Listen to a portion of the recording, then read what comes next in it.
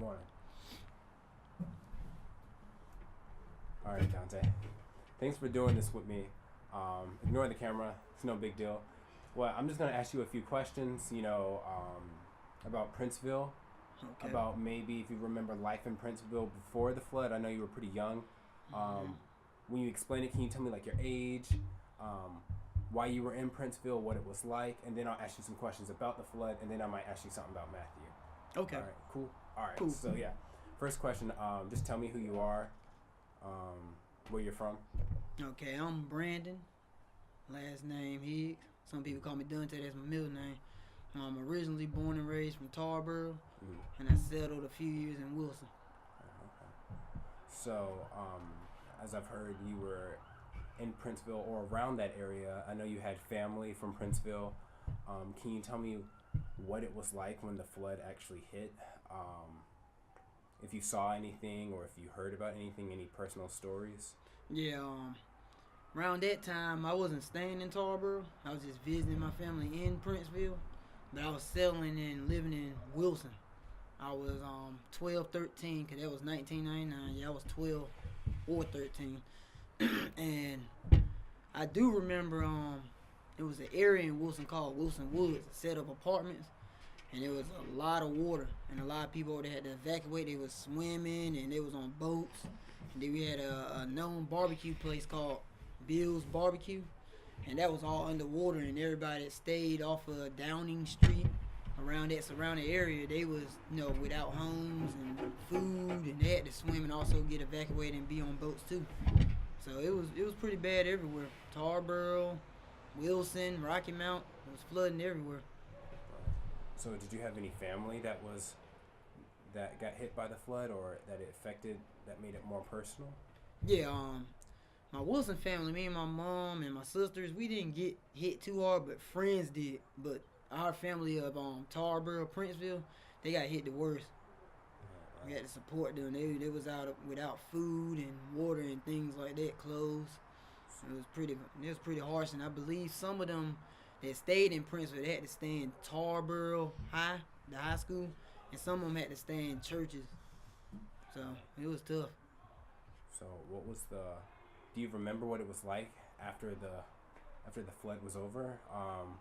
Maybe could you tell me about what the people were like? Were they really sad? Were they distraught? Like, what was going on? Yeah, the people was pretty they looked hopeless. Like they needed a savior. They needed help. They had no food, water, anything, and yeah, it was a mess.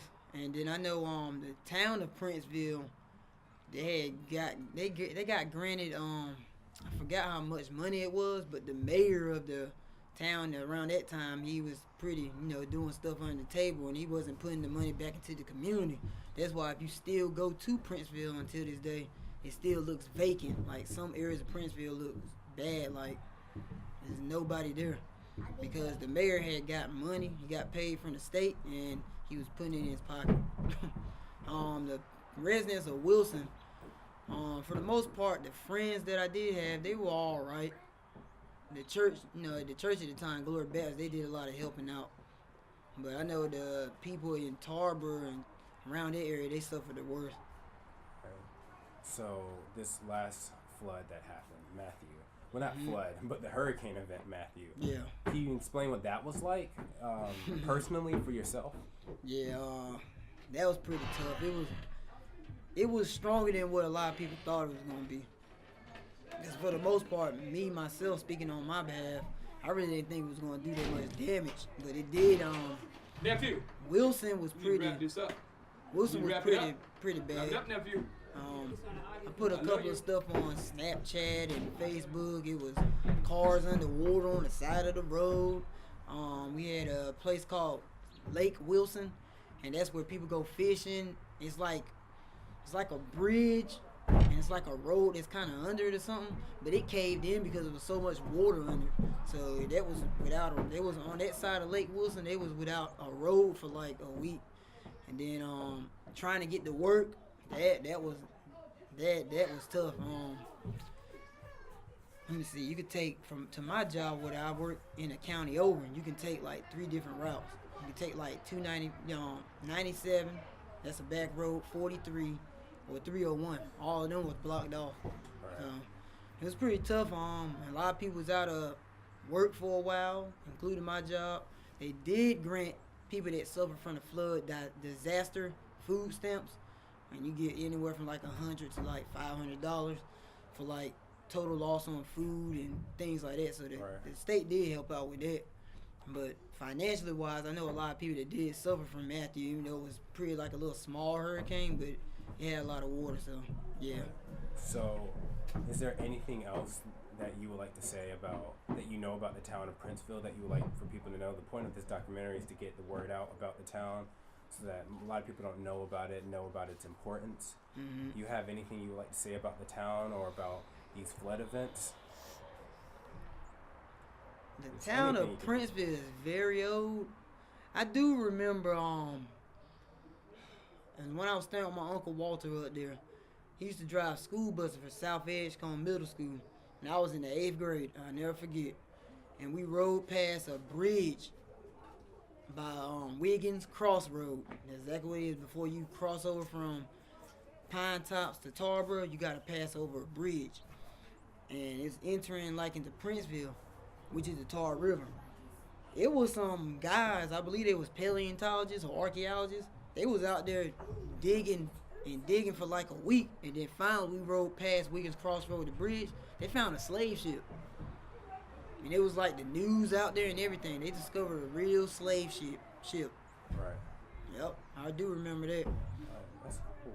All right, well, I think that's good, man. Thanks so much for helping me out with that. I really appreciate it. Yeah. Yeah, that's real though. Like my 8th grade year, Uncle Walt, he used to drive school bus. You really seen them outside, like archaeologists or paleontologists. You know, they both do about the same thing. They found a slave ship. Yes, sir. We seen it. It's my shine now. Like a big piece of wooden slave ship. It's my shine. Hey, man, I gotta head out. I gotta get the rest of my stuff, but I already recorded you, okay? So I'll see if somehow I can let you see it later, okay? But thank you. I really appreciate that. You were a big help, man. And you kept it quiet. Or you tried to. I can't wait to see you again, too. I think we're about to head out. Mm-hmm. I thought some people were going to take her a little bit more. Say what? I thought you were going to take her a little bit more. Oh, yeah, I thought I was, too. But they want me to go. I'm done. Why you done? I'm sorry, nephew. I didn't